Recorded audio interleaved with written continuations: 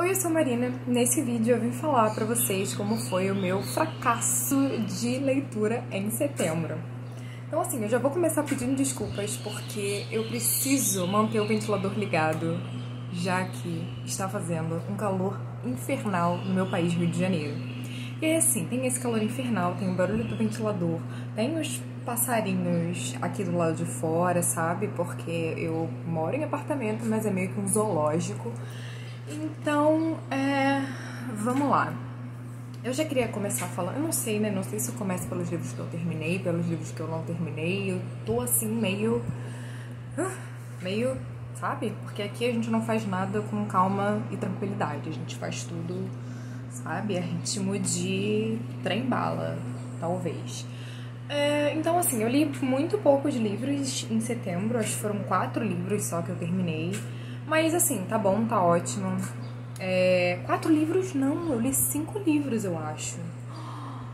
Mas enfim, em setembro as minhas aulas começaram, né? O EAD começou e aí isso foi assim, está sendo uma dificuldade. Porque eu faço letras, né? Caso vocês não saibam. Então, assim, tem muita leitura. Eu já tô lotada de leitura. Eu já não sei o que eu vou fazer da minha vida. Eu tô em desespero. Mas é isso, um passo de cada vez. Então vamos lá falar do que eu li, o que eu consegui ler em setembro. O primeiro livro que eu terminei foi O Guia do Cavaleiro para o Vício e a Virtude. Foi um livro que eu gostei bastante, eu me diverti muito. Eu li esse livro pelo Kindle Unlimited, então ele tá lá disponível ainda. Eu tô pensando em fazer resenha dele, porque eu realmente gostei bastante. Engraçado, nesse mês não dei estrelas pra nenhum livro, porque eu não tava nem em condições de avaliar nada, sabe? Não tava nem em condições de me avaliar, ainda mais um livro. Mas, enfim, eu gostei muito do Guia do Cavaleiro para o Vício e a Virtude. Vai contar a história do Monte. O Monte tá lá no século XVIII. Ele resolve fazer um tour pela Europa, né? Isso é uma prática comum entre os cavaleiros, né? Pra eles, antes deles meio que assim, entrarem na vida social deles, né? Antes deles fazerem alguma coisa de útil pelo país deles. E aí ele vai com um amigo dele, com o Percy, que é um cara por quem ele tem ali uma paixonite. É um amigo de infância, mas ele tem uma paixonite por ele. O Percy é negro, que é bem interessante, né? Porque às vezes a gente acha que não tinha negro na Inglaterra no século XVIII, sabe? O que é meio absurdo. E ele vai com a irmã também. A irmã é uma das melhores personagens do livro, assim, disparado. Ela é maravilhosa. E, enfim, tem mil confusões, várias atrapalhadas. É um livro de fantasia, então foi bem gostosinho, sabe? É um livro que traz uma representatividade LGBT. Então foi bem interessante, foi uma leitura que eu gostei muito de fazer. E, enfim, eu quero até agradecer a May do Chat Prosa, porque ela que me indicou essa leitura, né? E eu amei, já tinha falado com ela, né? Depois que eu terminei, a gente conversou um pouco. E, enfim, foi esse o primeiro livro que eu terminei de ler. O segundo livro que eu terminei de ler foi A Corrida de Escorpião, da Meg Stiefvater. E aí, assim, eu tava com muitas expectativas em relação a esse livro. Eu acho que muitas das minhas expectativas foram supridas. Tem algumas coisas que eu ainda não sei o que pensar sobre esse livro. Então, por exemplo, o final ainda é um momento que eu fico, assim, meio dividida, porque eu acho um final muito bonito, mas eu também desgosto de algumas coisas. Mas, assim, eu não desgosto, não necessariamente porque eu acho que é um final, ruim. Não é nem isso, mas é por conta do meu gosto mesmo, né? Literalmente desgosto pelo meu gosto. Por como eu gostaria que as coisas tivessem descambado, né? Até porque eu sou uma pessoa que eu gosto muito de livros que tem mais tragédia, sabe? Que eu termino arrasada aí no chão. Não foi exatamente o que eu tive, mas mesmo assim eu gostei muito. Mas ele vai contar a história de uma mina e um garoto. Eu falo assim, mina e um garoto, mas eles são jovenzinhos, tá? E eles têm, assim, histórias trágicas com a corrida de cavalo d'água, que era um ser, um animal mitológico que eu nem sabia que existia, e realmente existe. Eu achei que a Meg Stiefvater tivesse inventado isso, mas não.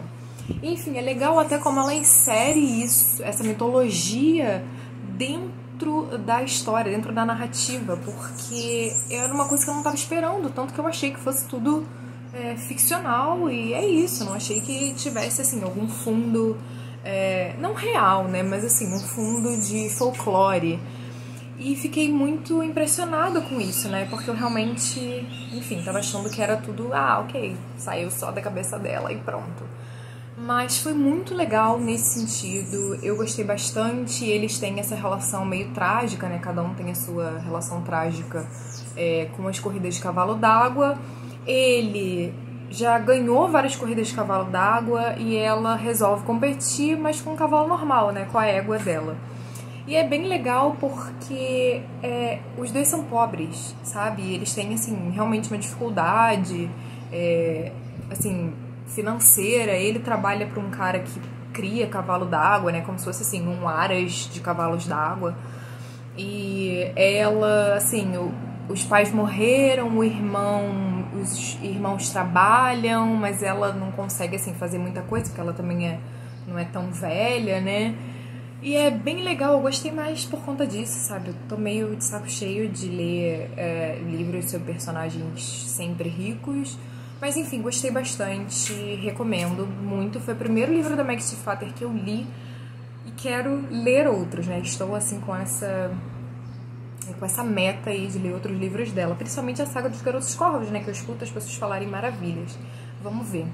O terceiro livro que eu li foi uma peça para a faculdade, que foi O Alto da Barca do Inferno, do Gil Vicente. Enfim, é uma das peças famosas assim da literatura portuguesa.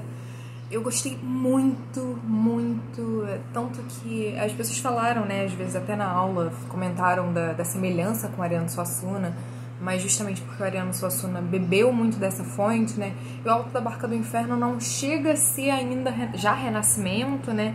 Ele tá ali entre a Idade Média e o Renascimento, nesse período assim pré-renascentista, como se fosse um Giotto da literatura portuguesa. Então eu gostei bastante, eu gostei muito, eu gosto muito dessa coisa entre o bem e o mal. E aí o Alto da Barca do Inferno vai falar, vai contar a história desses personagens que chegam, que morrem e chegam assim no porto do limbo, né, para elas verem. Tem uma barca do inferno e uma barca pro paraíso. E aí elas vão ver para que barca elas vão embarcar, né? Então é muito legal porque a peça traz várias críticas, né? Críticas à nobreza, críticas até à religião, né? Por mais que o Gil Vicente fosse um cara muito religioso, mas é legal como ele critica essa religião, né? Como ele critica, na verdade, a instituição. Como ele critica, na verdade, a instituição e não propriamente a religião em si, né? Eu falei religião, mas não é muito isso. Enfim, foi uma leitura que eu gostei demais. Eu tô, assim, ainda bem apaixonada com a Alta Barca do Inferno, sabe? Às vezes eu penso, ai meu Deus, letras, né? A gente se cansa de fazer, mas, gente... mozão. E aí, o quarto livro que eu li foi Outsider, de Stephen King. Foi um livro que um dos meus pais ganhou de aniversário. Eu falei assim, eu vou aproveitar, né, que ele ganhou um livro do Stephen King. E eu já tava assim, meio, tem muita coisa para ler, muita coisa pesada, sabe? Muita coisa super literária. E eu quis dar uma respirada. E aí peguei Outsider de Stephen King. Eu não lia alguma coisa de Stephen King há muito tempo. Depois que eu li Zona Morta, que inclusive tem resenha aqui no canal, vou deixar aqui nos cards caso alguém queira conferir. Mas assim, Zona Morta foi um livro que eu fiquei assim, meio de saco cheio de ler, porque ele tem uma barriga muito grande. E aí quando eu peguei Outsider eu já tava pronta pra cair na mesma coisa, porque Zona Morta tem acho que quase 600 palavras, se eu não me engano, e Outsider tem um pouco mais de 500. E eu falei, gente, pro Stephen King começar a encher linguiça num livro desse tamanho é uma coisa muito fácil. Porque o que eu não gosto no Stephen King é quando ele enche linguiça. E ele enche muita linguiça, né? Não é pouco, não. Mas eu comecei a ler Outsider e eu gostei muito. Eu devorei o livro, acho que eu li, sei lá, em 3, 4 dias. E é isso, assim, eu até me surpreendi com quão rápido eu li, porque eu não tava conseguindo ler nada, sabe? Pegar e dar continuidade a uma leitura. Mas ele vai falar desse cara, vai contar a história desse cara. Ele é um treinador e é uma pessoa assim que tem uma reputação super imaculada na cidade dele, que é uma cidade pequena, e ele vai ser o principal suspeito de um assassinato de um garoto. E assim, foi um assassinato super cruel, sabe? E enfim, tem rastros de até um abuso sexual, enfim, é um abuso sexual bem latente, mas tudo aponta pra ele, só que tem coisas muito estranhas. Então, por exemplo, ao mesmo tempo que tudo aponta pra ele, que tem DNA e que tem digital no local do crime, que tudo, sabe, tá relacionado a ele, mas no mesmo momento em que o crime aconteceu, ele tem um álibi muito forte. Enfim, é um álibi que até vai ser comprovado durante a leitura e a gente fica, e até os investigadores, né, ficam, tá, mas e aí, o que tá acontecendo?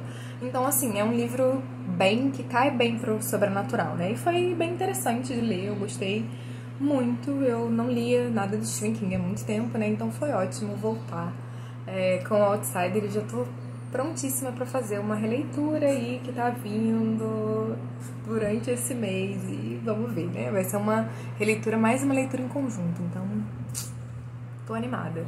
O último livro que eu terminei foi o La Part du Fils. O La Part du Fils vai contar a história desse personagem narrador.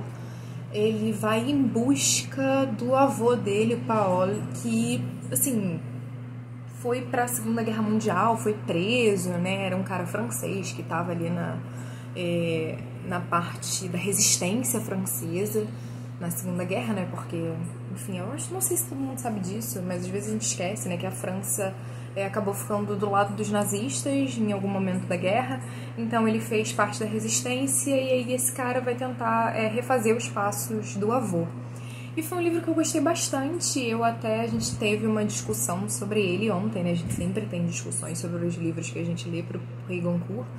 E eu, assim, gostei. Eu percebi depois que eu gostei mais do livro que eu achava que eu tinha gostado, sabe? Então, isso foi interessante também. É um livro de autoficção e eu realmente gosto muito de autoficção, né? Então foi uma leitura, assim, muito legal. Não foi um livro que saiu ainda no Brasil, ele é um livro bem recente, ele saiu ano passado na França e concorreu ao Prix Goncourt. E, enfim, eu espero até que ele saia aqui no Brasil algum dia desses, porque realmente foi uma leitura que eu gostei bastante, né? E eu nunca tinha lido um livro sobre a Segunda Guerra Mundial que fosse pela visão de alguém, de um francês, né? Enfim, ou personagem, enfim, qualquer coisa assim. Então foi bem interessante. E aí, em relação aos livros que eu não terminei, o primeiro deles, claro, sempre aqui presente, foi os Romanov. Não sei nem o que eu vou fazer, sabe, com ele. Eu acho que eu vou deixar ele de lado de novo durante um tempo e pegar talvez depois que as minhas aulas terminarem e dar um gás, sabe? Porque realmente não falta muita coisa, eu já passei da metade, eu acho. Mas é isso. E o segundo livro que eu não terminei, que eu super achei que eu fosse terminar, mas eu cheguei na metade, espero que a Iona não veja esse vídeo.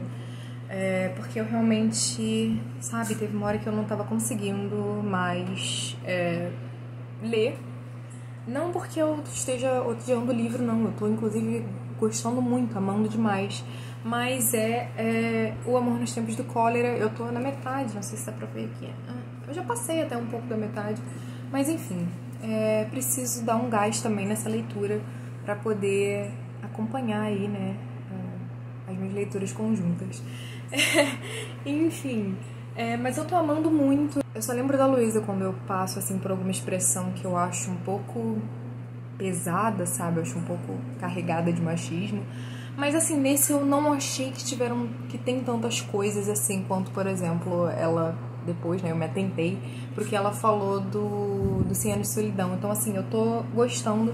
Mas ele, assim, não tem nada de fantástico, né? Não tem nada de realismo mágico, nada disso. Ele é bem pé no chão, pelo menos por enquanto. E é isso, não se esquece de se inscrever nesse canal caso você não seja inscrito. Não se esquece de curtir esse vídeo. Me diz aí o que você leu durante o mês de setembro. E até a próxima. Tchau, tchau.